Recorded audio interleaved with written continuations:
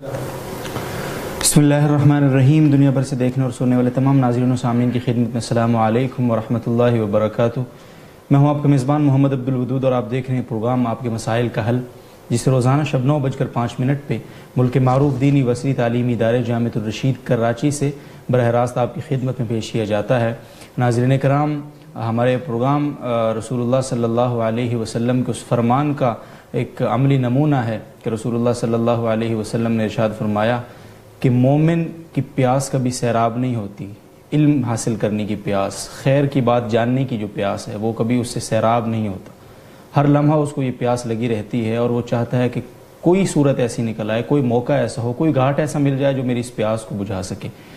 तो ये JTR media house की जो ट्रांसमिशन है, जो रोज़ाना शब 9:05 पर आपकी खिदमत में पेश की जाती है, उसी रसूलुल्लाह सल्लल्लाहु अलैहि वसल्लम के उसी फरमान का एक अमली नमूना बनाकर पेश करने की कोशिश की गई है। अगर आप भी अपनी प्यास बुझाना चाहते हैं और सैराब होना चाहते हैं, अपने सवालात को यहाँ भेजकर अपनी इल्मी प्यास को बुझाना चाहते हैं, तो बहुत आसान सा तरीका है। फेसबुक पर जाएंगे और फेसबुक के सर्च इंजन में JTR मीडिया हाउस लिखकर उस पेज को सर्च करेंगे, लाइक करेंगे और उसी पेज पर हमारी इस लाइव ट्रांसमिशन का हिस्सा बन जाएंगे और कमेंट बार में अपना सवाल तहरीर करेंगे, जवाब का इंतज़ार फरमाएंगे।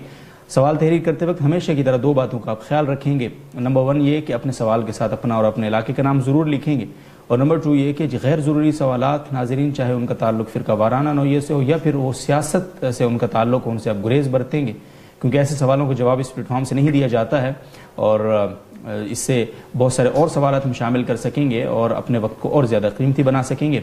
आज की नशिस्त के जो मुअज़्ज़ज़ मेहमान हैं, जो इस नशिस्त में मसद मौजूद हैं और आपके सवालों के जवाब देने के लिए यहाँ पे तशरीफ़ लाए हैं, उनका तारुफ आपकी खिदमत में मुफ्ती असदुल्लाह शहबाज साहब मसद मौजूद हैं। पहले मेहमान हैं हमारे आज की नशिस्त के, सीनियर मुफ्ती हैं, सीनियर फैकल्टी मेंबर उस्तादुल हदीस हैं जामिअतुर रशीद कराची के और माविन मसूल हैं शोबा तख़स्सुसात जामिअतुर रशीद कराची के, और माहिर फ़ल्कियात हैं और शोबा फ़ल्कियात है जो जामिअतुर रशीद का, उसके भी आप मसूल हैं। दूसरे मुअज़्ज़ज़ मेहमान हैं मुफ्ती आबिद शाह साहब, आप भी सीनियर मुफ्ती हैं, सीनियर फैकल्टी मेंबर हैं जामिअतुर रशीद के 3 साल तख़स्सुस डिपार्टमेंट फ़िक़्हुल मामलातिल मालिया वल उलूमिल इदारिया के, और हलाल फूड के हवाले से आपकी बहुत सारी खिदमात हैं और उसमें आपकी राय को बहुत हैसियत दी जाती है और बहुत अहमियत से उसको माना जाता है।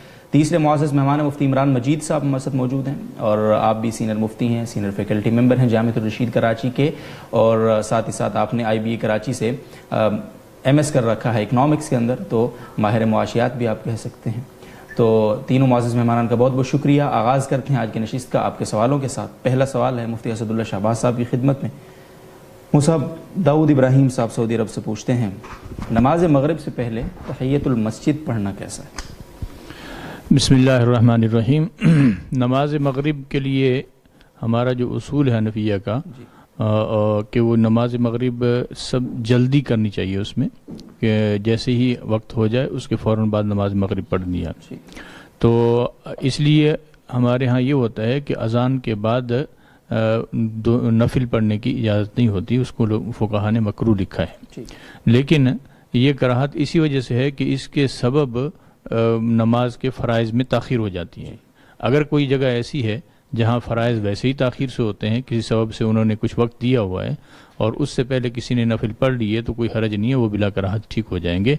तो लिहाजा अगर वक्त है तो उस वक़्त पढ़े जा सकते हैं, अगर वक्त नहीं है तो फिर नहीं पढ़ने चाहिए, उसको बाद के लिए मौखर कर दिया जाए। बहुत शुक्रिया मुसाब। एबटाबाद से फ़ातिमा साहिबा का सवाल है, वितर की नमाज के बाद जो 2 नफल पढ़ते हैं वो बैठकर पढ़ना सुन्नत है या खड़े होकर पढ़ने चाहिए? देखिए, नबी अकरम सल्लल्लाहु अलैहि वसल्लम से दोनों तरह साबित है कि वितर के बाद जो नवाफिल थे वो बैठकर भी आपने पढ़े हैं और खड़े होकर भी पढ़े हैं।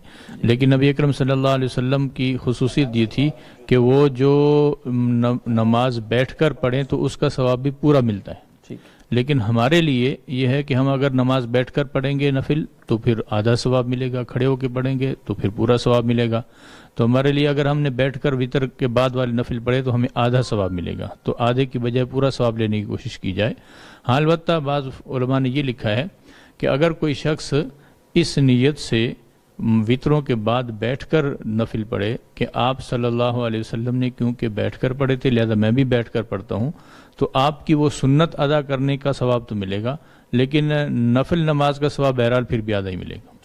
तो सुन्नत पे अमल तो हो जाएगा, लेकिन नफिल का जो अपना सवाब है वो निस्फ ही मिलेगा, वो उसी वक्त पूरा होगा जबकि आदमी خود کھڑا ہو کے نفل پڑھے گا. جی بہت بہت شکریہ صاحب. نذیر محمد صاحب امارات سے پوچھتے ہیں کہ ہم میاں بیوی اکٹھے نماز تہجد با جماعت ادا کر سکتے ہیں؟ نیز با جماعت ادا کرنا افضل ہے یا الگ الگ افضل ہے پڑھنا؟ دیکھیں نماز با جماعت نوافل کی جو ہے وہ مکروہ ہوتی ہے ہمارے ہاں، کہ نوافل کے اندر نماز جماعت کے ساتھ پڑھنا، خصوصاً اس کے اندر تدائی کرنا، یہ ٹھیک نہیں ہے.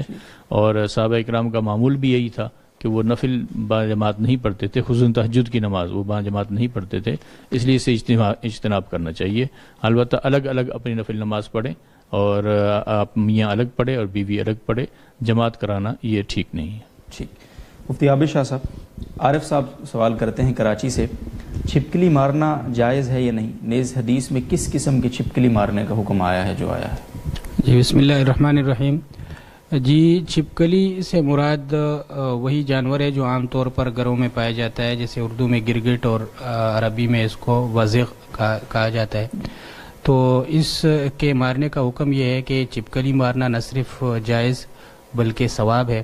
ایک تو اس وجہ سے کہ حدیث شریف میں اس کا حکم آیا ہے. حضرت ام شریک رضی اللہ تعالیٰ عنہ کی روایت ہے کہ ان نبی صلی اللہ علیہ وسلم امرہا بقتل الاوزاغ، کہ آپ صلی اللہ علیہ وسلم نے ان کو چھپکلیوں کو مارنے کا حکم فرمایا. اور ایک اور روایت میں بخاری شریف کے یہ بھی آتا ہے کہ ان نبی صلی اللہ علیہ وسلم امر بقتل الوزغ وسماہ فویسقا، کہ آپ نے چھپکلی کو مارنے کا حکم فرمایا اور فرمایا کہ یہ فویسق ہے، یعنی فطری طور پر ایک خبیث جانور ہے. چنانچہ ایک روایت میں اس کا بھی ذکر ہے کہ جب نمرود نے حضرت ابراہیم علیہ السلام کو آگ میں ڈالا تھا تو اس جانور نے آگ میں پھونک کر اس آگ کو بھڑکانے کی اور تیز کرنے کی اپنی سی کوشش کی تھی. تو یہ حکم بھی ہے، اور یہ بات بھی تجربات سے اور ڈاکٹروں کی اس سے ثابت ہے کہ انسانوں کے لیے یہ ایک مضر جانور ہے. اگر یہ کھانے پینے کی چیز میں منہ ڈال لے تو اس سے غیر معمولی نقصان ہو سکتا ہے، اور اس کے واقعات بھی ہوتے رہتے ہیں. تو اس وجہ سے اس جانور کو مارنا نہ صرف جائز بلکہ ثواب کا کام ہے. ٹھیک ہے، جزاکم اللہ صاحب. عبدالقیوم صاحب کوئٹہ سے پوچھتے ہیں، بکری کو ذبح کیا تو پیٹ میں 2 چھوٹے بچے تھے، اس صورت میں بکری کھانا درست ہے یا نہیں؟ جی ایسے جانور کو کھانا جائز ہے. اگر ذبح کرنے سے پہلے یہ معلوم ہو جائے کہ جانور حاملہ ہے، اس کے پیٹ میں بچے ہیں، تو ایسے جانور کو ذبح نہیں کرنا چاہیے، اس لیے کہ اس طرح سے وہ اس کے بچے جو ہیں وہ ضائع ہو جاتے ہیں. تاہم اگر پتہ نہ چلے اور ذبح کر دیا جائے تو اس کا گوشت حلال ہے، اس میں کوئی حرج نہیں. ٹھیک ہے، جزاکم اللہ. جی حامد میر صاحب سکھر سے پوچھتے ہیں جی کہ ہم نے گھر میں طوطا پال رکھا ہے جو کبھی ہمارے کندھے پہ بیٹھ جاتا ہے، کبھی بازو پر، اور اکثر نجاست کر دیتا ہے، جسے ہم صاف کر کے گیلے کپڑے سے اتنا صاف کر دیتے ہیں کہ وہ بالکل صاف ہو جاتا ہے، یعنی کوئی نشان نہیں رہتا. کیا ایسا کرنے سے کپڑے پاک ہو جاتے ہیں اور نماز پڑھنا جائز ہو جاتا ہے یا نہیں؟ نیز یہ بھی بتا دیجئے کہ طوطا حلال جانور ہے یا حرام؟ جی مسز آصف صاحبہ کا سوال ہے بحرین سے. سوری جی میں پہلے یہ عرض کر دیتا ہوں کہ جو طوطا ہے یہ حلال جانور ہے اور اس کا کھانا جائز ہے. باقی اس کی بیٹ کا جو حکم انہوں نے پوچھا ہے تو حلال جانوروں کی جو بیٹ ہے وہ ناپاک تو ہے، البتہ اس کی نجاست جو ہے وہ ہلکے درجے کی ہے، نجاست خفیفہ جو کہلاتی ہے. اور اس کا حکم یہ ہے کہ اگر کپڑے کے جس حصے کو ایسی نجاست لگی ہو، اگر یہ نجاست اس کپڑے کے اس حصے کے 1/4 سے کم کو لگی ہو تو یہ معاف ہے، اس معنی میں کہ اگر پتہ نہ چلے اور کوئی نماز پڑھ لے تو نماز ہو جائے گی. البتہ اگر 1/4 یا اس سے زائد مقدار کو نجاست لگی ہو، ایسی نجاست، تو اس کا دھونا پھر ضروری ہے. اور دھونے کا طریقہ نجاست خفیفہ کا بھی وہی ہے جو بڑی نجاست کو دھونے کا ہے، یعنی اس کو دھو کر باقاعدہ 3 مرتبہ اس پر پانی ڈالا جائے اور اس کو نچوڑا جائے. یہ طریقہ کہ گیلے کپڑے سے اس کو پونچھ دیا جائے، اس سے نجاست پاک نہیں ہوگی. یہ الگ بات ہے کہ اگر 1/4 سے کم مقدار میں ہوگی اور اس طرح یہ صاف کر کے نماز پڑھ لیں گے تو ان کی نماز ہو جائے گی. ٹھیک ہے، بہت شکریہ جی. مفتی عمران مجید صاحب حمزہ طور صاحب سیالکوٹ سے پوچھتے ہیں، آن لائن فری لینسنگ کا کام کرنا کیسا ہے اور اس کی اجرت کا کیا حکم ہے؟ بسم اللہ الرحمن الرحیم. آن لائن فری لینسنگ یہ ایک پلیٹ فارم ہوتا ہے، اس میں مختلف لوگ اپنے پروجیکٹ اپلوڈ کرتے ہیں اور جو دوسرے لوگ کام کرنا چاہتے ہیں وہ پروجیکٹ وہاں سے اٹھا لیتے ہیں. تو وہاں پر کوئی ایسا نظام نہیں ہوتا کہ اس کو شرعی اور غیر شرعی کو دیکھا جائے، بلکہ وہ ہر قسم کے پروجیکٹ وہاں آ رہے ہوتے ہیں. تو اس میں اجرت کے حلال ہونے نہ ہونے کا مدار اس بات پر ہے کہ اگر وہ پروجیکٹ، وہ کام جائز نوعیت کا ہے تو اس کی اجرت لینا اور وہ کام کرنا دونوں جائز ہے. اور اگر وہ ایسا کام ہے کہ جس میں ایسی تصاویر یا ایسی ویڈیوز انوالو ہو رہی ہیں کہ جن کو دیکھنا ناجائز ہے، تو پھر وہ کام کر کے اجرت لینا بھی ناجائز ہوگا. یا اسی طرح وائن کے اشتہار آتے ہیں یا خنزیر پر مشتمل کچھ چیزیں ہیں، ان کی اشتہار بازی کے لیے یہ وہ کام کر رہا ہے. تو اس طرح کے کام جو شریعت میں جائز نہیں ہیں، تو فری لانسنگ میں اگر وہ ایسے کام کرتا ہے تو پھر اس کی اجرت اس کے لیے لینا جائز نہیں ہوگا اور یہ کام کرنا بھی جائز نہیں ہوگا. ٹھیک ہے، جزاکم اللہ جی. اور محمد ساجد صاحب راولپنڈی سے پوچھتے ہیں، میں پراپرٹی کا کام کرتا ہوں، اس کی چند صورتیں ہیں. پہلی صورت یہ ہے کہ فروخت کرنے والے سے قیمت طے کرتے ہیں کہ آپ کو اتنی قیمت ملے گی، اس سے زیادہ جو خریدار سے وصول ہوگا وہ میرا، لیکن یہ بات خریدار کو پتہ نہیں ہوتی ہے. دوسری صورت یہ ہے کہ خریدار اجازت دیتا ہے کہ پلاٹ یا مکان میرے لیے اتنے کا خرید لو، اس سے کم جتنے پیسے ہوئے وہ آپ کے ہیں. اور تیسری صورت یہ ہے کہ دونوں طرف سے متعین کمیشن لیتے ہیں. ان تینوں صورتوں کا حکم بیان فرما دیجیے. دیکھیں، جو پہلی صورت اور دوسری صورت ہے کہ جس میں وہ بائے کی طرف سے یعنی جو اس کو بیچنے کا آرڈر دے رہا ہے یا اس کو اپنا وکیل بنا رہا ہے بیچنے کے لیے، اور پھر ساتھ یہ آپشن رکھ رہا ہے کہ اتنا منیمم تھریش ہولڈ ہے، اس سے آگے اگر تم جتنا بھی جاؤ گے تو وہ تمہارا ہے. جی. یا دوسری صورت ہے وہ خریدار کی طرف سے وہ ایجنٹ اس کو بنا رہے ہیں اور یہ کہہ رہے ہیں کہ بس اتنی زیادہ سے زیادہ میں تم یہ ہماری طرف سے اماؤنٹ سیٹ ہے اور اس سے نیچے جتنا لے لو تو جو ڈفرینس ہوگا وہ تم رکھ لو. تو یہ جو دو صورتیں، ان کے جائز ہونے کے لیے شرط یہ ہے کہ اس کی بنیادی اجرت کوئی طے کی جائے. صحیح. کہ جب وہ اس کو اپنا ایجنٹ بنا رہے ہوں تو ایک پہلے تو یہ طے کریں کہ تم یہ جو بیچنے یا خریدنے کا جو عمل ہوگا اس کی بنیادی اجرت اتنی ہوگی. وہ کم سے کم بھی طے کر سکتے ہیں، 500 1000 جتنا بھی طے کر لیں. اس کے علاوہ ایز این انسینٹیو وہ اس کو یہ کہہ سکتے ہیں کہ جو ایکسٹرا ہے یا جو اس سے کم ہے وہ آپ کو ہم دے دیں گے.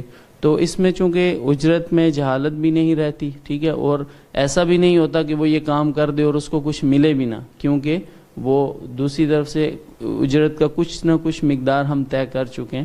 تو ان دو شرطوں کے ساتھ وہ پھر جائز ہو جائے گی. یہ پہلی دو صورتیں جو آپ نے ذکر کی. جو تیسرا انہوں نے ذکر کیا کہ بائے اور مشتری دونوں سے وہ کمیشن لیتے ہیں، تو اس کے لیے شرط یہ ہے کہ وہ جو اس کو بائے اور مشتری کا یہ جو عقد ایگزیکیوٹ کر رہا ہے وہ یہ نہ کر رہا ہو، بلکہ یہ ان دونوں کو آمنے سامنے لانے تک کا کام کرے. آگے پھر وہ اس عقد کو کریں وہ خود. اگر اس نے بائے کا ایجنٹ بن کر یا مشتری کا ایجنٹ بن کر یہ زمین خریدی یا بیچی تو پھر دونوں سے کمیشن نہیں لے سکتا. ہاں، اگر البتہ دونوں کو ایک جگہ پر جمع کر لیتا ہے، دونوں کو آمنے سامنے کر دیتا ہے اور اس میں کچھ ایفرٹ کر کے ان دونوں کو ایک جگہ پہ لے آتا ہے، پھر وہ خود عقد کرتے ہیں، تو اس صورت میں پھر یہ دونوں سے کمیشن لے سکتا ہے. ٹھیک، بہت بہت شکریہ مفتی عابد شاہ صاحب. ایک سوال جو آپ نے یہ طوطے کے متعلق بتایا ہے، تو اس پر میرے ذہن میں بھی ایک چیز تھی، لیکن وہ کسی نے پوچھ بھی لی ہے. اسد اللہ صاحب نے پوچھا ہے کہ طوطا کیسے حلال ہے، کیا آپ کھاتے ہیں؟ پہلے تو یہ پوچھتے ہیں. دوسرے یہ پوچھتے ہیں کہ وہ تو پاؤں سے کھاتا ہے، تو کیا فرماتے ہیں؟ جی، وہ پاؤں سے شکار نہیں کرتا. اصل جو جانور جن کو حدیث شریف میں حرام قرار دیا گیا ہے پرندوں میں سے، تو وہ ایسے پرندے ہیں جو اپنے پنجے سے شکار کرتے ہیں. تو یہ پنجے سے اگر کوئی چیز پکڑ لیتا ہو تو پکڑ لیتا ہوگا، لیکن شکار یہ پنجے سے نہیں کرتا. تو اس وجہ سے یہ ہے تو حلال جانوروں میں سے. باقی اس کو کھاتے ہیں یا نہیں تو اس کا تعلق جہاں شریعت کے ساتھ ہے، لوگوں کے عرف کے ساتھ بھی ہے کہ بعض علاقوں میں بعض خاص چیزوں کو کھانے کا عرف نہیں ہوتا، تو اس وجہ سے ان کے بارے میں ایک پرسیپشن قائم ہو جاتا ہے کہ یہ چیز حرام ہے. مثلا کوے کو ہی لے لیجئے. فقہاء نے کوے کی دو قسمیں ذکر کی ہیں. ایک کھیتوں کا کوہ ہے جو گندگی نہیں کھاتا، ساری کتابوں میں لکھا ہے کہ وہ حلال ہے، لیکن ہمارے ہاں اگر یہ کہہ دیا جائے کہ کوہ حلال ہے تو اس کو اچھا خاصا ایک وہ سمجھ لیا جاتا ہے. تو یہ عرف کا دخل ہے اس میں کہ ہمارے ہاں ٹھیک ہے طوطا بھی نہیں کھایا جاتا، لیکن شرعی طور پر یہ حلال ہے. ٹھیک ہے، بہت شکریہ جی. مفتی اسد اللہ شہباز صاحب، ہم سے سوال پوچھا ہے عثمان غنی صاحب نے ڈبلن آئرلینڈ سے. وہ یہ پوچھتے ہیں مختلف اسلامی اپلیکیشنز پر نمازوں کے اوقات میں تھوڑا تھوڑا فرق ہوتا ہے. فجر کے وقت میں بھی آدھے گھنٹے تک کا فرق آتا ہے. شاید یہ 15 اور 17 ڈگری والا معاملہ ہوتا ہے، تو ان میں سے کس وقت کو پیمانہ بنایا جائے؟ نیز رمضان المبارک میں زیادہ تر مساجد جو ہیں وہ 15 ڈگری کو فالو کرتی ہیں، کیونکہ گرمیوں میں راتیں انتہائی چھوٹی ہوتی ہیں. تو کیا سردیوں میں 17 یا 18 ڈگری کو فالو کیا جا سکتا ہے؟ پوری تفصیل. جی ہاں، اس میں بنیادی طور پہ دو سوال ہیں. پہلا یہ کہ اپلیکیشن جو مختلف قسم کی استعمال ہوتی ہیں اس میں فرق کیوں آتا ہے. تو وہ خود بھی یہ سمجھ گئے ہیں کہ کہ وہ فرق اسی وجہ سے ہے کہ بعض لوگ 15 ڈگری بلو ہورائزن کا وقت لیتے ہیں، بعض 17 کا لیتے ہیں، بعض 18 کا لیتے ہیں، بعض 18.5 کا لیتے ہیں، بعض کرائیٹیرین ایسے ہیں جس کے اندر 19 کا ہے، بعض میں 20 کا بھی ہے۔ تو مختلف حضرات نے مختلف کرائیٹیریا اپنے مشاہدے کے اعتبار سے رکھے ہوئے ہیں، اس وجہ سے اوقات میں فرق آنا بدیہی بات ہے۔ باقی یہ کہ ان میں سے کس کو فالو کیا جائے، تو اس کے لیے تھوڑی سی تفصیل اس کی ہے کہ 2 نمازیں ہیں جس کے اندر ان ڈگریز کا فرق پڑتا ہے، اس کے ساتھ تعلق ہے۔ ایک عشاء کی نماز ہے، دوسری صبح فجر کی نماز ہے۔ تو عشاء کی نماز کے بارے میں اختلاف ہے۔ امام صاحب رحمہ اللہ تعالی، امام اعظم ابو حنیفہ اور ائمہ ثلاثہ یعنی امام شافعی، امام مالک، امام احمد بن حنبل اور صاحبین امام ابو یوسف، امام محمد رحمہ اللہ، یہ سارے ایک طرف ہیں اور امام صاحب رحمہ اللہ تعالی وہ ایک طرف ہیں۔ امام صاحب کا فرمانا یہ ہے کہ جس وقت مغرب کی جانب سفید شفق غائب ہو جائے، جس کو شفق ابیض کہتے ہیں، تو پھر عشاء کا وقت شروع ہوتا ہے اور مغرب کا ختم ہوتا ہے۔ جبکہ ائمہ ثلاثہ رحمہ اللہ تعالی فرماتے ہیں کہ جس وقت شفق احمر غائب ہو جائے تو اس وقت عشاء کا وقت شروع ہو جائے گا، مغرب کا ختم ہو جائے گا۔ یہ آپس میں اختلاف ہے۔ اور حنفیہ کے ہاں مفتبی قول دونوں ہیں، یعنی صاحبین کے مذہب بھی مفتبی ہے اور امام صاحب رحمہ اللہ کا قول بھی مفتبی ہی ہے۔ لیکن ہمارے جو علاقے ہیں، مثلا 40 ارض البلد سے کم کے جو علاقے ہیں، ان کو ہم معتدل علاقے کہتے ہیں۔ 40 سے زیادہ والے علاقے وہ غیر معتدل علاقے کہلاتے ہیں، اور وہاں فرق بہت زیادہ ہوتا ہے، اور ان 40 سے کم والے کے اندر کم فرق ہوتا ہے۔ تو جو معتدل علاقے ہیں جہاں عموم معمول کے دن اور رات چلتے ہیں، وہاں تو ہم لوگ یہی کرتے ہیں، وہ سب کو یہی مشورہ دیتے ہیں کہ احوط یہی ہے کہ امام صاحب رحمہ اللہ کے مذہب پہ عمل کیا جائے کہ بلا اختلاف نماز ٹھیک ہو جائے گی، کہ 18 درجے زیر افق جس کو امام صاحب یعنی شفق ابیض جب غروب ہو جائے تو اس کے بعد نماز پڑھی جائے عشاء کی، اور شفق ابیض سے پہلے مغرب کا وقت سمجھا جائے۔ اور جو علاقے غیر معتدل ہیں وہاں کیونکہ اگر ہم شفق ابیض تک انتظار کرائیں گے تو بہت زیادہ وقت ہوتا ہے، جیسا کہ انہوں نے خود لکھا ہے، ڈبلن جو ہے نا تقریباً 53 درجے اس کا عرض البلد ہے، تو وہاں بہت زیادہ فرق ہوتا ہے۔ یعنی جو شفق ابیض اور احمر ان دونوں کے درمیان میں بس اوقات 40-45 منٹ بھی فرق ہو سکتا ہے۔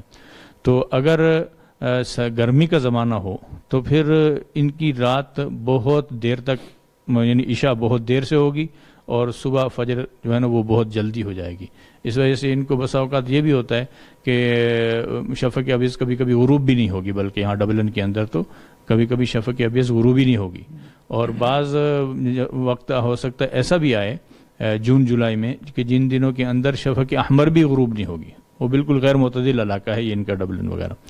تو لہذا ہم مشورہ یہ دیتے ہیں کہ جو زیادہ عرض البلد والے علاقے ہیں ان کو چاہیے کہ وہ صاحبین کے قول پر عمل کریں، یعنی وہ شفق احمر کے غروب کے بعد عشاء پڑھ لیا کریں تو ان کے لیے ٹھیک ہو جائے گی۔ اور صاحبین کا مذہب میں نے عرض کیا کہ وہ ہمارے ہاں حنفیہ کی ہم مفتبی بھی ہے، تو لہذا شفق ابیض والا احمر والا قول جو ہے نا اس کے اوپر عمل کر کے وہ اپنی عشاء نماز پڑھ سکتے ہیں جن دنوں میں شفق احمر غروب ہوتی ہے۔ جن دنوں میں غروب نہیں ہوتی وہ تو پھر اس کے الگ سے مسائل ہیں کہ کیا کیا جائے گا، قریب علاقے کا اعتبار کریں گے یا کیا، وہ تو پھر الگ لمبا مسئلہ ہے۔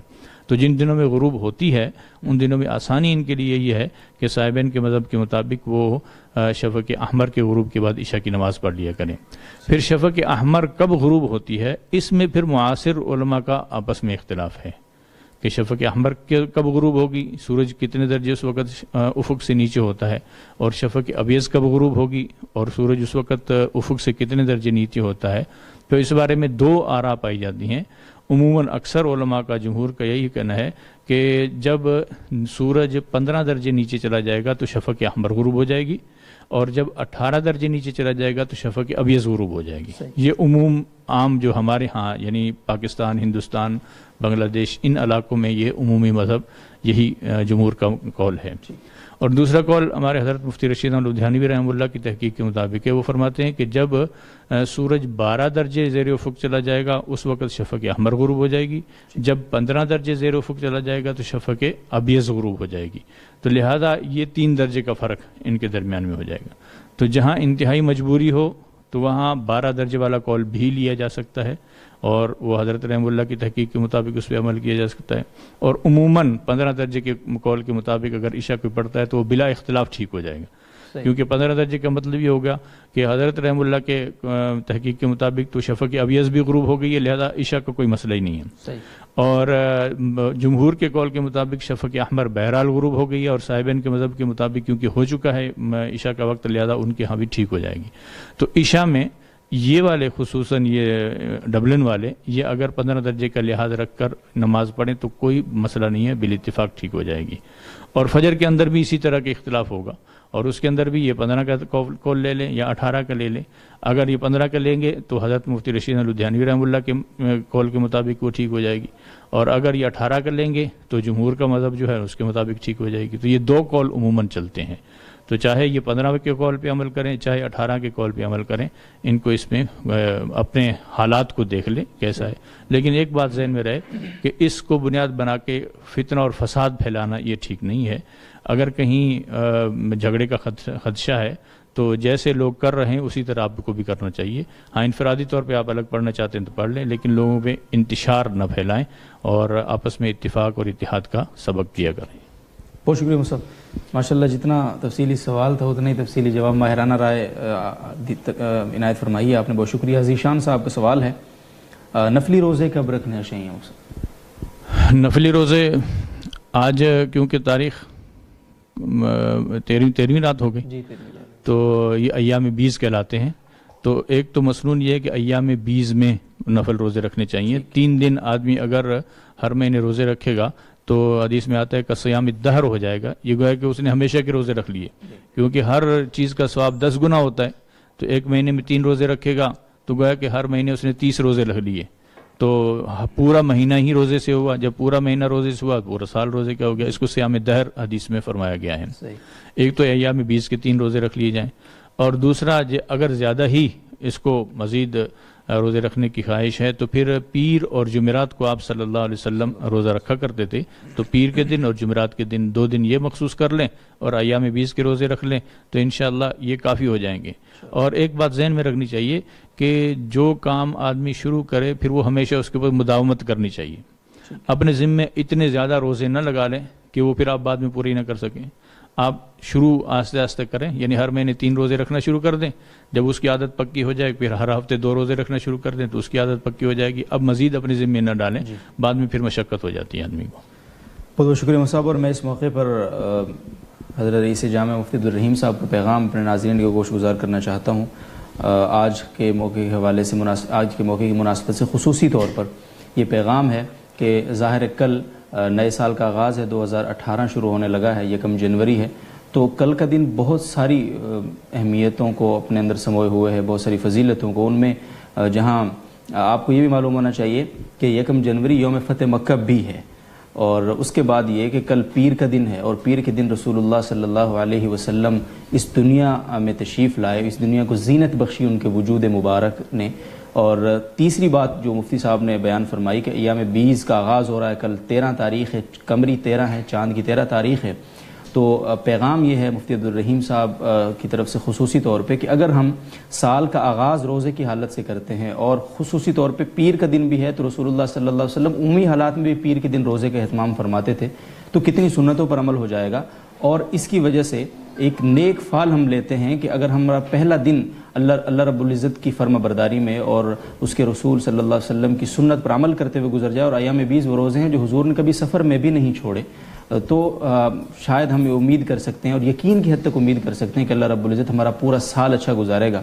اور 2018 ویسے بھی تبدیلی کا سال ہے، تو اس حوالے سے ہمیں بہت زیادہ اہتمام کرنا چاہیے اور دیگر خرافات سے اپنے آپ کو بچا کر، اور ویسے بھی سردیوں کے روزے تو حدیث شریف میں آتا ہے کہ سردیوں کے روزے تو مفت کی غنیمت ہیں، نہ بھوک نہ پیاس کی فکر ہے، تو اس کا اہتمام کرنا چاہیے۔ اللہ رب العزت ہم سب کو توفیق عطا فرمائے۔ یہ جو 1 جنوری تھی یہ یوم فتح مکہ نہیں ہے، بلکہ مکہ کی طرف جو لشکر روانہ ہوا تھا وہ جنوری کے اس شروع دنوں میں ہوا تھا، اور فتح جو ہے نا وہ بعد میں کچھ دن بعد ہوئی، 8-10 دن کا فرق تھا ان کا۔ تو یوم فتح مکہ یہ 1 جنوری نہیں ہے، کیونکہ رمضان کا مہینے تھا نا، 8-9 رمضان تقریباً بنتی ہے، 1 جنوری بنتی ہے اس وقت۔ تو فتح مکہ جو ہے نا وہ 17، 18، 19 کئی اقوال ہیں، تو ان دنوں میں ہوئی ہے، تو گویا کہ 10 دن بعد ہے، لیکن لشکر مدینہ سے جو روانہ ہوا تھا وہ انہی دنوں میں ہوا تھا۔ ٹھیک ہے، بہت شکریہ مصعب تصحیح کا۔ اور اگلا سوال بھی آپ ہی کی خدمت طاہر عبداللہ صاحب دہلی سے پوچھتے ہیں، عشر کے متعلق تفصیل سے بتا دیجئے کہ کتنے کلو یا کتنے من پر ہے؟ عشر میں کلو اور من کا مسئلہ نہیں ہے، اس کے لیے نصاب متعین نہیں ہے کہ اتنا ہوگا، فصل اتنی ہوگی۔ عشر کہا جاتا ہے فصل کے اوپر ہوتا ہے، یعنی جو کھیتی باڑی آپ نے لگائی ہے وہ اس میں جو پیداوار ہوئی ہے اس کا حصہ کچھ نکالنا، وہ کبھی عشر ہوتا ہے یعنی 10واں حصہ، اور کبھی نصف عشر ہوتا ہے، یعنی آپ نے اگر کھیتی کے اوپر خرچہ کیا ہے، یعنی پانی لگانے میں خرچ ہوا ہے، آپ کی مشقت ہوئی ہے یا پیسے لگے ہیں اس کے اوپر، تو یا رہٹ چلایا ہے آپ نے یا ٹیوب ویل لگایا ہوا ہے مثلاً، تو اس وقت پھر نصف عشر ہو جاتا ہے۔ اور اگر آسمان کے پانی سے کھیتی ہوئی ہے یا نہر کا عام پانی، جاری پانی جو اس کے اندر لگا ہے، تو اس کے اندر پھر عشر ہوتا ہے۔ تو ایک تو ہوتا ہے یہ زراعت والی چیزوں میں ہوتا ہے، اور پھر اس میں مقدار متعین نہیں ہے کہ اتنی گندم ہوگی تو اس میں سے عشر نکالیں گے، ایسا نہیں ہے، تھوڑی ہو یا زیادہ ہو، سب سے پہلے جتنی مقدار ہو گئی ہے اس میں سے 10واں حصہ یا 20واں حصہ، نصف عشر کا مطلب 20واں حصہ، وہ نکال دیا جائے، اور اس کے بعد باقی چیزیں جو ہے نا اپنے خرچے ورچے یا آپس میں تقسیم کرنا اس کے بعد ہوتا ہے، تو کوئی نصاب متعین نہیں۔ ٹھیک ہے جی، مفتی عابد شاہ صاحب، کافی لمبا وقفہ آ گیا بیچ میں، تو آپ کی خدمت میں سوال رکھتے ہیں، اور سوال ہم سے پوچھا ہے حامد میر صاحب نے سکھر سے، چور کو ڈھونڈنے کے لیے کتے منگوانا یا عامل کے پاس جانا کیسا؟ کل مفتی طارق مسعود صاحب نے بڑا زبردست جواب اس پہ دیا ہے، لیکن آپ بھی اپنی رائے دیں۔ جی میں پھر مختصراً عرض کر دیتا ہوں کہ ایک تو ہے کسی کو کے اوپر چوری کا الزام لگانا یا کسی کو چور ثابت کرنا، اس کے لیے جو شرعی دلیل ہے وہ تو گواہی یا اقرار ہے۔ چوری کسی پر کسی کے اقرار سے ثابت ہو سکتی ہے یا گواہی سے ثابت ہو سکتی ہے، شرعی دلائل یہی ہے۔ تو اس لیے ان طریقوں سے کسی کو کے اوپر چوری کا الزام لگانا تو جائز نہیں ہے، نہ کسی کو اس طرح سے چور ثابت کیا جا سکتا ہے شرعی طور پر۔ البتہ چوری شدہ مال کو دستیاب کرنے کے لیے ان سراغ رساں کتوں کو استعمال کرنا یا عملیات کو استعمال کرنا یہ فی نفسی ہی جائز ہے، محض ایک مظنون دلیل کے طور پر ان سے استفادہ کیا جا سکتا ہے، لیکن اس کی بنیاد پر شرعی طور پر کسی پر جرم ثابت نہیں کیا جا سکتا۔ بہت بہت شکریہ مصعب۔ اور اگلا سوال ہم سے پوچھا ہے جی مسز آصف صاحبہ نے بحرین سے، وہ کہتی ہیں جی سوشل میڈیا پر ایک کلپ میں بتایا جا رہا تھا کہ گانا گانا حرام نہیں ہے، اور اس کی مثال یہ دی کہ اللہ رب العزت نے حضرت داؤد علیہ السلام کو گانا سکھایا، اور ایک دفعہ بارات قریش قبیلہ میں گئی تو آپ صلی اللہ علیہ وسلم نے حضرت عائشہ رضی اللہ تعالی عنہ سے فرمایا کہ کچھ گانے والیاں بھی ان کے ساتھ بھیجیں کیونکہ وہ گانے کے بہت رسیہ ہیں۔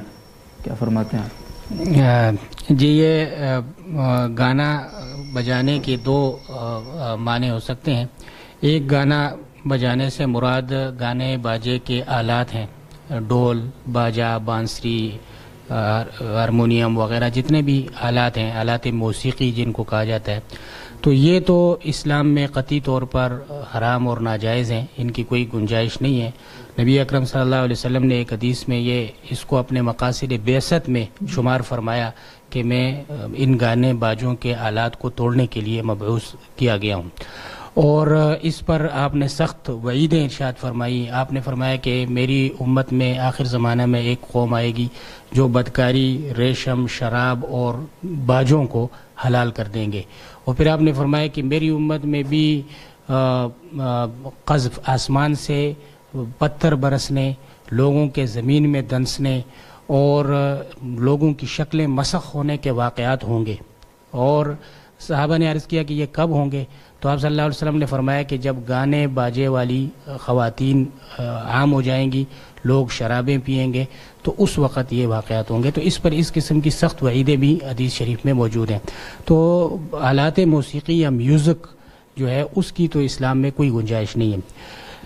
جہاں تک اشعار گنگنانے کا تعلق ہے، یعنی کہ گانے کا دوسرا معنی یہ ہے کہ مترنم آواز میں کوئی آدمی اشعار گنگنائے، تو اس کا تعلق جو ہے، اس کا دار و مدار وہ اشعار کے مضمون پر ہے۔ اگر اشعار کا مضمون جائز ہو، یعنی کہ اس میں کوئی جھوٹ، کسی مسلمان پر کی غیبت یا اس پر بہتان یا ایسی فحش گوئی اس میں نہ ہو کہ مخصوص خواتین کے مخصوص اوصاف کا بیان نہ ہو اس میں، تو ایسے اشعار کا گنگنانا جو ہے وہ جائز ہے، بلکہ اگر اشعار کے اندر جو مضمون ہے وہ ایسا ہو کہ اس سے اسلام اور مسلمانوں کی حمایت ہوتی ہے، کفر و شرک اور بدعات و منکرات کی مذمت ہو اس میں، یا وہ ایسے اشعار ہوں کہ ان کے ذریعے سے مسلمانوں کے کردار کو سنوارا جا سکتا ہو، یا اس میں کوئی دانائی اور حکمت کی باتیں ہوں، جیسے ان من الشعر حکمہ روایت میں بھی آیا ہے، تو ایسے اشعار کو گنگنانا نہ صرف جائز بلکہ مستحسن ہے۔ خود نبی کریم صلی اللہ علیہ وسلم سے اس کا ثبوت ہے کہ آپ نے حضرت حسان بن ثابت رضی اللہ تعالیٰ عنہ کو اپنے ممبر پر بٹھایا اور ان سے کہا کہ کفار کی مذمت میں تم اشعار پڑھو، جبرائیل امین بھی تمہاری مدد کر رہا ہے۔ تو جیسے نعت ہم پڑھتے ہیں تو یہ بھی اشعار ہوتے ہیں، اس کو بھی گانا کہا جا سکتا ہے، تو اس معنی میں گانا جو ہے اس کی گنجائش ہے۔ تو اب میں ان کی جو پیش کردہ دو روایتیں ہیں اس کی طرف آ جاتا ہوں۔ جہاں تک پہلی روایت ہے اس میں تو بالکل غلط فہمی ہوئی ہے ان کو۔ اصل میں حضرت ابو موسیٰ اشعری رضی اللہ تعالیٰ عنہ یہ حضور اکرم صلی اللہ علیہ وسلم کے معروف صحابی ہیں، اور ان کی آواز بہت خوبصورت تھی۔ تو ایک دفعہ انہوں نے قرآن پاک کی تلاوت کی اچھی آواز میں، تو آپ صلی اللہ علیہ وسلم نے ان سے یہ فرمایا تھا کہ لقد اوتیتا مزمارا من مزامیر آل داود، کہ تمہیں آل داود کے مزامیر میں سے ایک مزمار دیا گیا ہے۔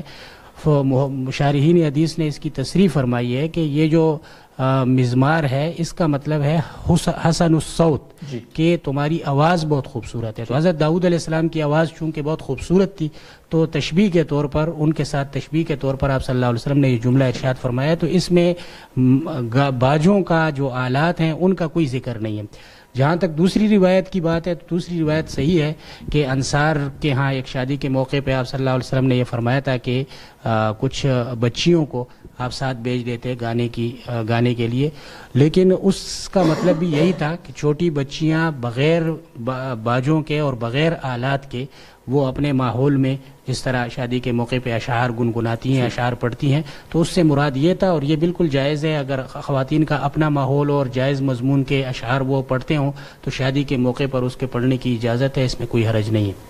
ٹھیک، بہت بہت شکریہ مصعب، بہت مفصل جواب تھا ماشاءاللہ۔ اور اگلا سوال ہے علی حسین صاحب کا، یہ کنفیوژن دور فرما دیجئے کہ ہم حضرت عثمان رضی اللہ تعالیٰ عنہ کو حضرت عثمان غنی کہتے ہیں، جبکہ غنی اللہ تعالیٰ کے ناموں میں سے۔ جی، حضرت عثمان غنی رضی اللہ تعالیٰ عنہ کو عثمان غنی اس لیے کہا جاتا ہے کہ ایک تو وہ ظاہری طور پر بھی اللہ تعالیٰ نے ان کو مال و دولت سے نوازا تھا، اور دوسرے یہ ان کے دل کی غنا، یعنی غنائے قلب جس کو کہتے ہیں، اس کی طرف بھی اس میں اشارہ ہے کہ آپ صلی اللہ علیہ وسلم نے اللہ تعالیٰ نے آپ رضی اللہ تعالیٰ عنہ کو سخاوت سے نوازا تھا۔ ایک موقع پر جب مسلمان قحط میں مبتلا تھے، مدینہ میں قحط سالی تھی، تو آپ کے 1000 اونٹوں کا ایک قافلہ آیا جو آپ نے سارا جو ہے وہ لوگوں میں تقسیم کر دیا، تو اس وجہ سے آپ کو غنی کا یہ لقب دیا گیا۔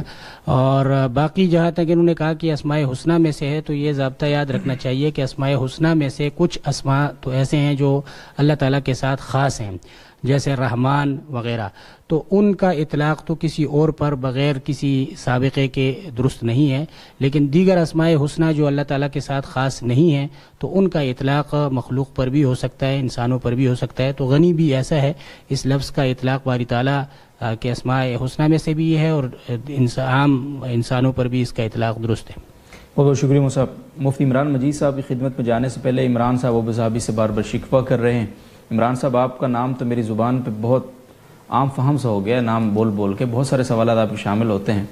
آج کے سیگمنٹ وہ بہت سارے سوالات پتہ نہیں بہت زیادہ تفصیلی ہیں، تو سوالات آگے بڑھ نہیں رہے، اس وجہ سے تھوڑی رکاوٹ ہے سپیڈ میں، تو انشاءاللہ آ جائیں گے سوالات، آپ کے پریشان نہیں ہونا۔ اور جو حضرات یہ پوچھ رہے ہیں سوال کہاں ٹائپ کرنا ہے، تو یہیں کامنٹ بار میں اپنا سوال ٹائپ کریں گے۔ آپ میسنجر میں یا ان باکس میں آپ جو میسج کر رہے ہیں ان سوالات کو یہاں شامل کرنا ممکن نہیں ہوتا ہمارے لیے۔ مفتی عمران مجید صاحب، کلیم احمد صدیقی صاحب ابوظہبی سے پوچھتے ہیں، انویسٹمنٹ کمپنی کے شعبہ جنرل سروس میں سٹاف کے ٹکٹ کا انتظام کرنے کی نوکری کرنا صحیح ہے؟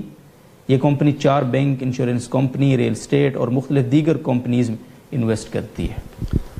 دیکھیں، یہ جو انہوں نے ذکر کیا کہ انویسٹمنٹ کمپنی میں یہ جاب کر رہے ہیں، تو جو جاب کی نوعیت یہ ذکر کر رہے ہیں کہ اسٹاف کی ٹکٹنگ کا کام کرتے ہیں، تو اس سے ظاہر یہ ہے کہ براہ راست سودی معاملات میں ان کا کوئی بھی عمل دخل نہیں ہوتا، نہ یہ ان معاملات کو لکھتے ہیں، نہ ان کی اکاؤنٹنگ کرتے ہیں، نہ لوگوں کو اس پر آمادہ کرتے ہیں۔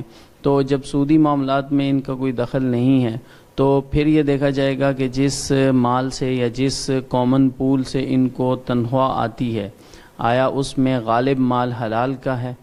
تو اگر اس میں غالب مال حلال کا ہے اور یہ کام بھی جو کر رہے ہیں وہ براہ راست سود میں انوالو نہیں ہو رہے تو پھر ان کے لیے وہاں پر رہنے کی گنجائش ہے. میں اس کو صراحتاً جائز اس وجہ سے نہیں کہہ رہا کہ کیونکہ بہرحال کچھ نہ کچھ تو سودی معاملات میں یہ کمپنی انوالو ہے، تو اس لیے بہتر یہ ہے کہ یہ جاب کو سوئچ کر لیں، کسی اور طرف چلے جائیں اور ایسی جگہ پہ چلے جائیں جہاں پر سود بھی ذرا بھی نہ ہو. لیکن چونکہ جو بنیادی اصول ہیں ان کے مطابق ان کے لیے جو فی الحال گنجائش ہے کہ وہ اس جاب کو جاری رکھیں، لیکن ساتھ میں دوسری جاب کی بھی کوشش کرتے رہیں اور بہتر یہ ہے کہ کوئی دوسری جاب کر لیں. جی بہت بہت شکریہ مصعب. اور مفتی عمران مجید صاحب ہی کی خدمت میں اگلا سوال ہے. محمد اللہ صاحب چیچے وطنی سے پوچھتے ہیں شادی یا ربیع الاول وغیرہ کے موقع پر جو لائٹنگ کی جاتی ہے اس کا کاروبار کر سکتا ہوں؟ اس کمپیوٹر سے لوگوں کو گانے فلمیں وغیرہ میموری کارڈ میں ڈال کر دینا جائز ہے یا نہیں؟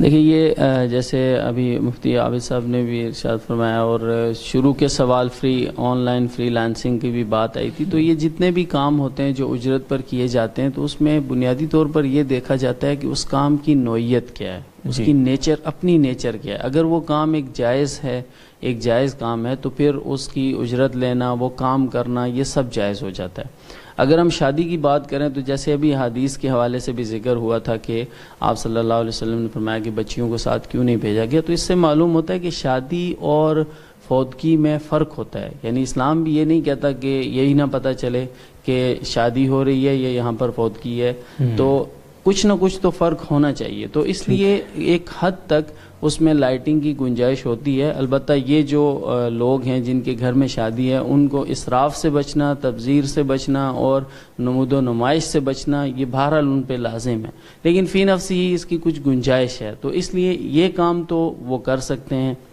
دوسرے نمبر پر جو بات کی انہوں نے ربیع الاول پر، تو اصل میں جو حضور صلی اللہ علیہ وسلم کے جو وصال کے بعد صحابہ کرام کا دور رہا، پھر اس کے بعد تابعین، تبع تابعین اور مجتہدین کا دور رہا، تو کسی دور میں بھی اس طریقے سے اس موقع کو نہیں منایا گیا. تو اس لیے اس کی اصل ہی جب نہیں ہے اور یہ ایک جائز عمل نہیں ہے، تو اس لیے یہ کام کرنا اور پھر ان کے گھروں میں جا کر لائٹنگ لگانا یہ جائز نہیں ہے، یہ درست نہیں ہے، اس سے اجتناب کرنا لازم ہے. ہاں البتہ اگر یہ سیل کرتے ہیں اور ان کو یہ نہیں پتا کہ یہ کیا ہوتا ہے تو پھر سیل تو کسی کو بھی کی جا سکتی ہے. ہاں البتہ اجرت کے طور پہ، رینٹ کے طور پہ جو چیزیں لی جاتی ہیں اور لوگوں کے گھروں میں جا کر لگایا جاتا ہے تو اس سے اجتناب کرنا ہے. تیسری بات جو انہوں نے کی کہ فلمیں اور گانے، تو اس کی نیچر ہی یہ ہے کہ اس کا تو جائز مقصد کوئی ہے ہی نہیں، ٹھیک ہے، تو وہ تو اپنی ذات میں ہی وہ چیز ناجائز ہے، تو وہ لوڈ کر کے دینا اور اس کی اجرت لینا وہ جائز نہیں ہے. بہت بہت شکریہ جی. خرم صاحب امریکہ سے پوچھتے ہیں جی میں ایک نعت خواں ہوں اور لوگ اپنی خوشی سے نذرانے دیتے ہیں، ان کا لینا کیسا ہے؟ اسی طرح کچھ لوگ نذرانے اڑا کر دیتے ہیں جیسے قوالوں کو دیا جاتا ہے، اس کا لینا کیسا ہے شرعی؟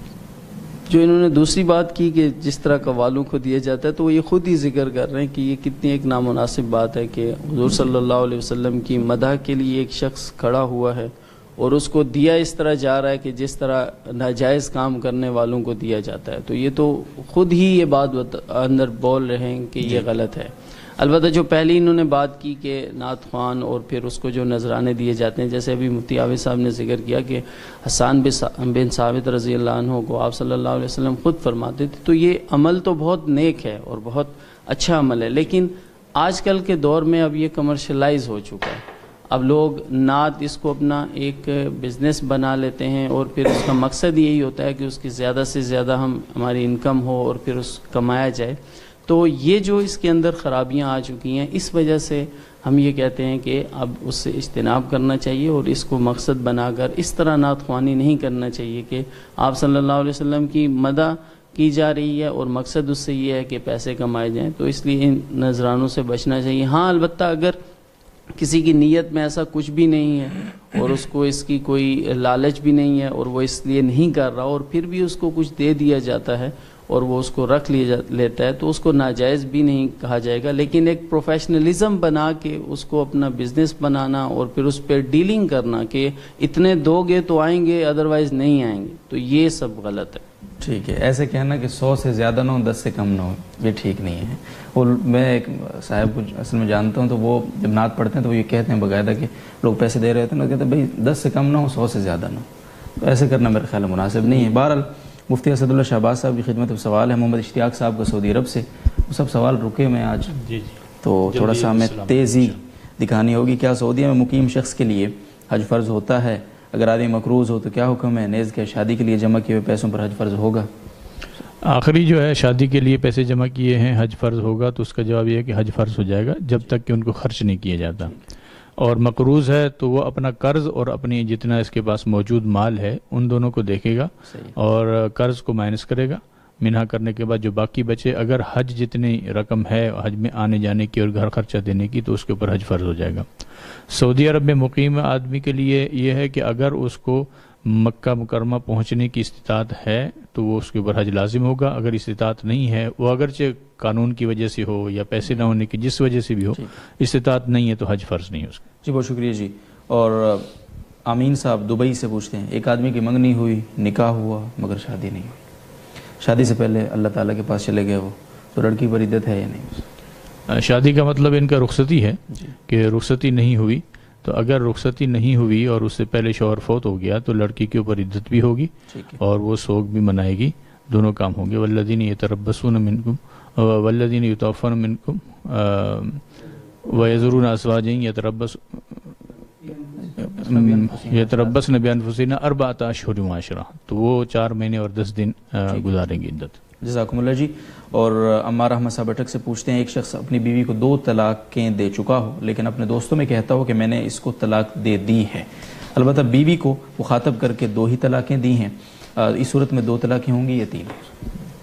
تو ان کا مطلب یہی ہے شاید کہ انہوں نے پہلے بیوی کو دی تو 2 ہی طلاقیں ہیں، لیکن بعد میں جا کے دوستوں کو بتایا کہ میں نے بیوی کو طلاق دے دی ہے، تو یہ بعد والی بات جو ہے یہ خبر ہے کہ میں پہلے یہ کام کر کے آ چکا ہوں، تو اس سے طلاق واقع نہیں ہوگی۔ 2 طلاقیں جو انہوں نے دی ہیں وہی، اگر واقعتاً اسی طرح ہی ہے۔ جی جزاکم اللہ جی۔ مفتی عابد شاہ صاحب عادل محمود صاحب پشاور سے پوچھتے ہیں، کسی نے مسجد کے لیے زمین وقف کی، زمین کے ساتھ بنات کا مدرسہ ہے جس کے محتمم اس زمین کو مدرسہ میں شامل کرنا چاہتے ہیں، کیا اس مدرسے میں اسے مدرسے میں شامل کیا جا سکتا ہے جبکہ وہاں مسجد کی ضرورت بھی ہے؟ جی، ایک زمین جب مسجد کے لیے وقف ہوئی ہو اور مسجد بنانے کی وہاں ضرورت بھی ہو بالخصوص، تو ایسی صورت میں اس کا استبدال، یہ ایک مسئلہ ہے کہ وقف کا استبدال جائز نہیں ہوتا، تو اس کو تبدیل کرنا مدرسے میں یہ جائز نہیں ہے۔ جب ایک مرتبہ ایک زمین مسجد کے لیے وقف ہو چکی ہے تو مسجد بنانا ضروری ہے۔ ٹھیک ہے، بہت بہت شکریہ جی۔ اور اگلا سوال مفتی عمران مجید صاحب کی خدمت میں ہم رکھتے ہیں، اور مفتی صاحب سوال آپ سے پوچھا ہے حسین فاروق صاحب نے لندن سے، کیا زندگی میں جائیداد بچوں میں تقسیم کی جا سکتی ہے؟ اس کا شریعت میں طریقہ کیا ہے؟ دیکھیں، زندگی میں جو تقسیم کی جاتی ہے وہ دراصل ہبہ ہے، وہ میراث کی تقسیم نہیں ہے، کیونکہ میراث تو فوت ہونے کے بعد جو ورثہ میں تقسیم کی جاتی ہے اس کو کہا جاتا ہے، لہٰذا اس کا حکم یہ ہے کہ برابری کرنا مستحب ہے۔ اس میں جو رول ہوتا ہے کہ لڑکے کو لڑکی سے ڈبل ملے گا، وہ کرنا ضروری نہیں ہے، بلکہ سب میں برابری کرنا مستحب ہے۔ ہاں، البتہ اگر کوئی وجہ ترجیح پائی جا رہی ہو تو کسی کو زیادہ کم بھی دیا جا سکتا ہے، مثلا اگر کوئی مالی لحاظ سے کوئی کمزور ہے تو اس کو زیادہ بھی دے سکتے ہیں، لیکن اس میں یہ ہو کہ کسی کو نقصان پہنچانا مقصود نہ ہو۔ اگر کسی ایک اولاد کو نقصان پہنچانے کے لیے دوسرے کو زیادہ دیا جائے تو یہ مکروہ تحریمی ہے، یہ جائز نہیں ہے۔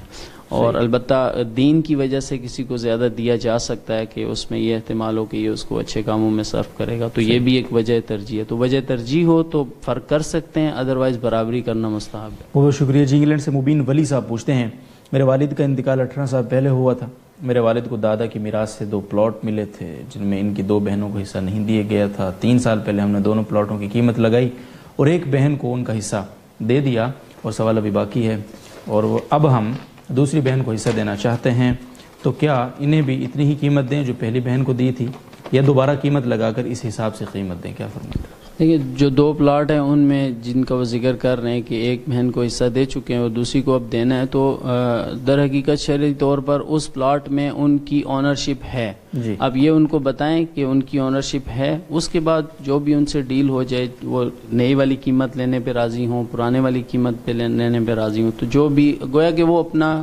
جو حصہ ہوگا ان کو بیچ لیں گے، تو وہ کسی بھی قیمت پہ ان سے لیا جا سکتا ہے، لیکن ان کو بتانا چاہیے کہ یہ بات ایسے ہے اور یہ مارکیٹ ویلیو اتنی ہے اس کی. جی جی، بہت شکریہ جی. اور عارف صاحب کراچی سے پوچھتے ہیں، اگر نمازی کی نظر سامنے کسی آیت یا درود پر پڑے اور وہ اسے سمجھ بھی جائے لیکن زبان سے نہ پڑھے تو اس کی نماز کا کیا ہوگا؟ جب تک زبان سے ادا نہیں کرے گا نماز فاسد نہیں ہوگی. البتہ جان بوجھ کر کسی چیز کو دیکھنا اور سمجھنا یہ مناسب نہیں ہے، نماز میں ایسا نہیں کرنا چاہیے، لیکن جب تک زبان حرکت نہ کرے اس کو دیکھ کر تو اس وقت تک نماز فاسد نہیں ہوگی. بہت بہت شکریہ جی. مفتی اسد اللہ شہباز صاحب، آپ نے جو ابھی جواب دیا ہے عدت والا، تو اس پہ ایک سوال آیا ہے. محمد نواز صاحب پوچھتے ہیں کہ جب خلوت صحیحہ نہیں ہوئی تو عدت کیسے ہوگی؟ دیکھیں، عدت گزارنے کے فقط یہ سبب نہیں ہوتا. خلوت صحیحہ کا مطلب ہوتا ہے کہ یہ دیکھا جائے کہ رحم اس کا فارغ ہے کہ نہیں ہے. تو عدت گزارنے کا ایک سبب یہ ہوتا ہے کہ رحم کو دیکھا جاتا ہے، اور دوسرا سبب یہ ہوتا ہے کہ نعمت نکاح اس سے چھن گئی ہے، کہ اللہ تعالیٰ نے ایک نعمت دی تھی نکاح کی، وہ اس سے چھن گئی ہے، لہذا اس کے اوپر بھی عدت گزاری جاتی ہے اور اس پہ سوگ بھی بنایا جاتا ہے. بہت شکریہ جی. مفتی عابد شاہ صاحب سے زاہد صاحبہ پوچھتی ہیں کہ میری والدہ نے منت مانی کہ اللہ نے اپنا گھر دیا تو ایک کمرہ پورا 1 سال کسی ضرورت مند کو اللہ کے واسطے دوں گی. بالکل نہیں دوں گی، مطلب رہنے کے لیے. جب اللہ نے گھر دیا تو گھر بناتے وقت میرے والد نے گھر کی تعمیر مکمل کرنے کے لیے کافی قرضہ لیا. جب گھر مکمل ہو گیا تو قرضہ اتارنے کے لیے گھر کرائے پر دے دیا ہم نے. تو اس سے پہلے کہ قرض ختم ہوتا والدہ کی وفات ہو گئی. اب منت کا کیا ہوگا؟ جی، یہ منت صحیح نہیں ہوئی، اور اس کی وجہ وہی ہے جو آپ نے وضاحت کر دی کہ انہوں نے گھر بالکل نہیں دیا، بلکہ گھر رہائش کے لیے، سکونت کے لیے کسی کو دینے کی نظر مانی ہے. اور سکونت کے لیے کسی کو گھر دینا یہ گویا گھر کے منافع کی تملیک ہے، اور منافع کی تملیک کی جنس سے کوئی عبادت واجب نہیں ہے. اصول یہ ہے کہ جس بات کی نظر مانی جائے اگر اس کی جنس سے کوئی چیز واجب ہو تو وہ منت صحیح ہوتی ہے. تو یہ منت ان کی صحیح نہیں ہوئی، اس لیے ان پر کچھ کرنا ضروری نہیں ہے. ویسے اگر یہ کسی غریب مسکین کو رہائش کے لیے ایک کمرہ بعد میں دے دیں اور اس کا ثواب ان کو بخش دیں تو اچھی بات ہے. بہت شکریہ جی. اسحاق احمد صاحب پوچھتے ہیں، اور وہ یہ پوچھتے ہیں جی کہ میں ایک سرکاری دفتر ملازم ہوں، ہمارے محکمہ نے جی پی فنڈ کے لیے 2 الگ الگ اختیارات رکھے ہیں. ایک اختیار یہ کہ جی پی فنڈ کی رقم جو ہے اس پر انٹرسٹ شامل کیا جائے گا، ریٹائرمنٹ کے موقع پر انٹرسٹ سمیت واپس دے دیا جائے گا. دوسرا اختیار یہ ہے کہ رقم میں انٹرسٹ شامل نہیں کیا جائے گا اور بغیر انٹرسٹ کے آپ کو دے دیا جائے گا. البتہ جی پی فنڈ کی کٹوتی ہر حال میں ہوگی اور جو حکومت طے کردہ رقم ہوگی وہی ہوگی. ہمارے اختیار میں نہیں ہے کہ جی پی فنڈ کو کم یا زیادہ کیا جا سکے. سوال اب ہے کہ اگر انٹرسٹ والا آپشن اختیار کیا جائے تو سود ہوگا یا نہیں؟ جی نہیں، یہ سود نہیں ہے، اس کو انٹرسٹ کہا جاتا ہے لیکن یہ سود نہیں ہے. سود کی حقیقت یہ ہے کہ مملوکہ رقم پر کوئی اضافہ آپ کو دیا جائے. تو جو رقم ابھی آپ کے قبضے میں نہیں آئی وہ آپ کی مملوکہ نہیں ہے، اس میں اپنی طرف سے وہ جو اضافہ کرتے ہیں وہ اضافہ حقیقی لحاظ سے سود نہیں ہے. اس کو اگر سود کہا جائے تو صرف کہنے سے وہ سود نہیں بن جاتا. لیکن یہ الگ بات ہے کہ اختیاری طور پر جو کٹوتی یہ کرواتے ہیں اس میں ایک درجہ مشابہت سود کی ضرور پائی جاتی ہے. تو اس لیے اگر یہ اس سے بچیں تو بہت اچھی بات ہے، لیکن اگر یہ لے کے استعمال کریں تو فتویٰ کی روح سے اس کو حرام نہیں کہا جائے گا. جزاکم اللہ جی. کلام محمد صاحب ریاض سے پوچھتے ہیں، ہمارے ہاں ایک مارکیٹ ہے، وہاں سے 50 ریال تک کا کوئی بھی سامان خریدو تو انعام میں قرآن اندازی کے ذریعے کار، LCD، موبائل اور ٹکٹ وغیرہ دیتے ہیں. کیا ان کے لینا جائز ہے؟ جی، یہ انعام اس کی حیثیت انعام کی ہے اور اس قسم کے انعامات کی گنجائش ہے، اس میں کوئی حرج نہیں ہے. ٹھیک، بہت بہت شکریہ مصعب. لیکن پچھلے اس کا سوال ایک ہوا تھا پہلے، اس میں ذرا مختلف تھا حکم. جی، اصل میں اگر انعامات ایسے ہوں کہ ان کی وجہ سے غیر معیاری مال کو زائد قیمت پر بیچا جا رہا ہو، اس قسم انعامات کو اس قسم کے اس مقاصد کے لیے استعمال کیا جائے تو وہ تو جائز نہیں ہوتے. لیکن اگر اس قسم کا کوئی خدشہ، کوئی اندیشہ نہ ہو اور کسی کمپنی نے، کسی دکاندار نے یہ اعلان کر رکھا ہو کہ ایک خاص حد تک کوئی اگر خریداری کرے گا اس سے تو وہ اس کو انعام دے گا، تو اس میں فی نفسی کوئی حرج نہیں ہے، یہ جائز ہے. یہ دونوں اصل میں پریکٹسز چل رہی ہوتی ہیں. بعض لوگ یہ کر رہے ہوتے ہیں کہ انہوں نے جو چیز کی کوالٹی ہوتی ہے بہت زیادہ گرا کر اور پھر اس میں جو انعام کا وہ رکھتے ہیں تاکہ لوگ آئیں اور یہ اس میں آ جائیں، تو یہ ایک قمار کی مشابہ ایک چیز بن جاتی ہے، تو وہ ناجائز ہے۔ البتہ جیسے سوال سے یہ لگ رہا ہے کہ یہ مارکیٹ میں ایسا نہیں ہو رہا ہوتا عام طور پر کہ وہ چیزیں رکھی ہوتی ہیں، آپ اس قرآن اندازی میں حصہ لیں نہ لیں وہ اسی پرائس پر جا رہی ہوتی ہیں، تو وہ اس لحاظ سے وہ پھر اس میں وہ قباحت نہیں۔ ٹھیک ہے جی، طاہر عبداللہ صاحب دہلی انڈیا سے پوچھتے ہیں مفتی اسد اللہ شہباز صاحب سے، طلاق کے متعلق تفصیل سے بتائیں کہ کب دینی چاہیے؟ طلاق کے متعلق یہی ہے کہ نہیں دینی چاہیے، ٹھیک ہے، تو طلاق کی تفصیل یہی ہے کہ وہ نہیں دینی چاہیے۔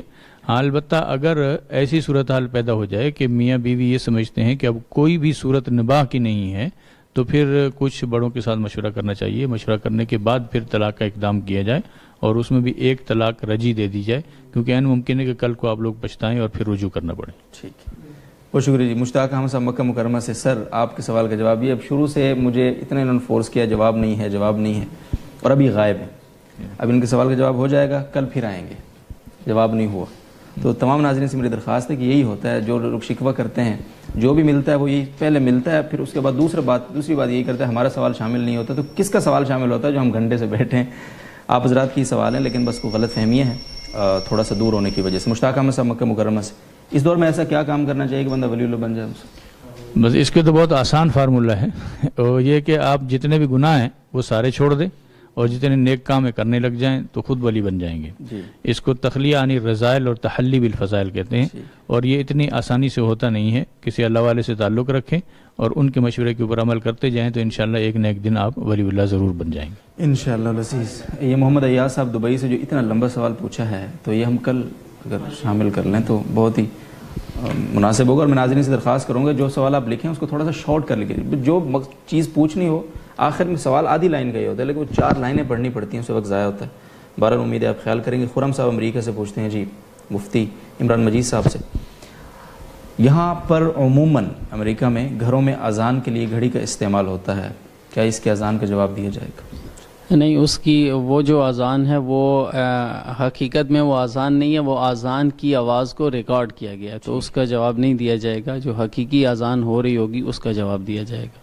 ٹھیک ہے، بہت شکریہ جی۔ اور ایک سوال اور ہے آپ کی خدمت میں، یہ لائیو سوال ہے، آسان ہے، کنونشنل بینک کی نوکری کرنا جائز ہے؟ مصعب، یہ بنت خلیل الرحمان صاحب راولپنڈی سے شاید ان کا سوال۔ جیسے یہ شروع میں بھی یہ بات گزری تھی کہ چونکہ وہ کنونشنل بینک تو اس میں سودی معاملات ہو رہے ہوتے ہیں، تو سودی معاملات میں کنونشنل بینک میں جاب کرنا یہ بالکل جائز نہیں ہے، اور اس سے چھوڑ کر دوسری جاب کی طرف جانا ہوگا بہرحال۔ جی بہت بہت شکریہ جی تمام مفتیان کرام کا، تمام ناظرین و سامعین کا، اور انشاءاللہ العزیز آپ کے وہ سوالات جو آج آپ نے بھیجے ہیں ہمیں، انشاءاللہ سب کے سب ہم بلا کسی امتیاز کے ان سوالوں کے علاوہ جو ریپیٹ ہو رہے ہیں بار بار یا بہت زیادہ جو عامی نوعیت کے سوالات ہیں ان کے علاوہ باقی سب سوالات کو انشاءاللہ ہم ضرور شامل کریں گے۔ کل کی نشست تک امید ہے آپ ہمارا ساتھ دیں گے اور ہمارے ساتھ جڑے رہیں گے اسی طرح سے۔ کل جب 9:05 دوبارہ سے ملاقات ہوگی اسی پینل کے ساتھ، تب تک کے لیے اجازت دیجیے، اللہ حافظ۔